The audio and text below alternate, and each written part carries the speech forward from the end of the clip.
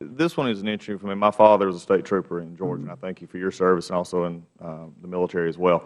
But it's very disturbing to me as I was growing up. One of the things I always found was that when one officer did something wrong, that everything else got painted. And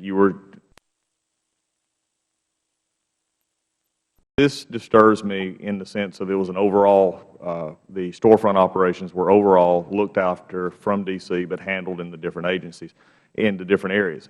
I'm going to concentrate specifically on Atlanta because some of your comments today are not consistent with the actions that happened in Atlanta, and I want to talk about that. In Atlanta, the Atlanta Blaze, the storefront operation bought stolen goods, including guns stolen from police squad cars. How many stolen police weapons did ATF agents in Atlanta recover? I know a bit about Atlanta Blaze because it is one of the historical ones. It's not something that was going on when I came on board. And I understand that, but the hearing title today was Undercover Storefront Operations involving all of these. I would have expected you to have been at least briefed on all of the ones that were going on, especially given the problems that existed in many of these. Well, I do understand that in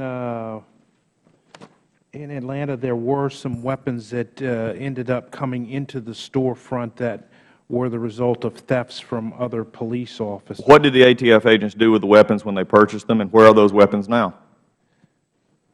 I believe the case is completed. I'm not certain, as I sit here today, where the weapons are now. Okay. Are you aware that the Atlanta Police Department spent considerable resources interviewing witnesses and attempting to recover the weapons because ATF agents did not report the guns as recovered? And then why didn't the ATF promptly return the guns to the Atlanta Police Department? Well, I'm not aware of that. I am now. Did you look over this case? Did you look over these storefront operations before coming to testify today? I spent a lot of time with Fearless. I spent less time with the four that occurred before I got on board at ATF. Okay. But knowing that this was an overall, I mean, I'm concerned here in the sense that this was a storefront and there were multiple operations to know this. Going back to another one, there was an ATF agent bought one high-point pistol stolen from a police car a week after it was just taken from in Christmas 2010. I realize this was before you. As of November 2013, the Fulton County Police Department weapons still had the firearm listed as stolen. A representative stated the department had not received any notification that the weapon was recovered. I'll ask the question. I assume the answer at this point. Has the ATF returned this to Fulton County? I'm not sure if they have. Has the ATF informed the Fulton County that the ATF agents had recovered this weapon? I'm not certain. It's interesting to me, and this is why I said earlier that the between local enforcement and the ATF, but in Atlanta, there wasn't this. And right now, we're still looking at this. I'll ask another question. Does ATF have a policy about notification of other law enforcement agencies when weapons or other possessions are obtained by ATF agents, either by purchase through a storefront operation or otherwise?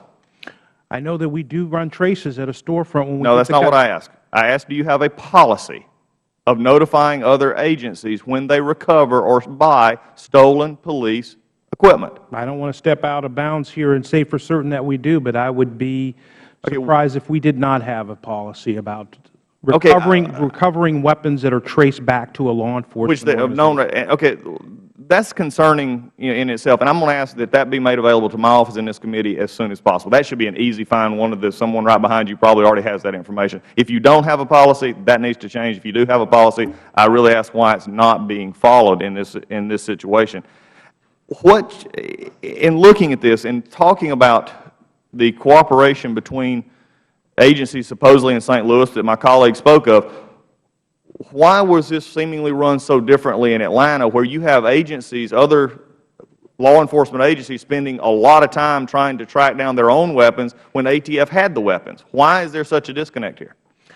Well, let me first say that we have good working relationships with Atlanta and Fulton County and people all over Georgia. Case is different. A disconnect in an individual circumstance, an isolated circumstance about the reporting mechanisms going back and people looking for a weapon and not cooperating, that's disappointing to me to hear. So I understand your concerns about the lack of communication. Well, I'm still concerned about where these weapons actually are. There's a number of things going on, and you used an interesting word just a moment ago, and it was based on the questions of the woman who got investigated. You said that you keep a list, and you used the word naughty.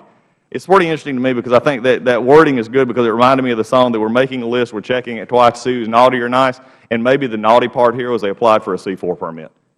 And that might be why they got more scrutiny than they should have. This Atlanta operation bothers me. I do want to hear those answers, and please get those to my office in this committee as soon as possible.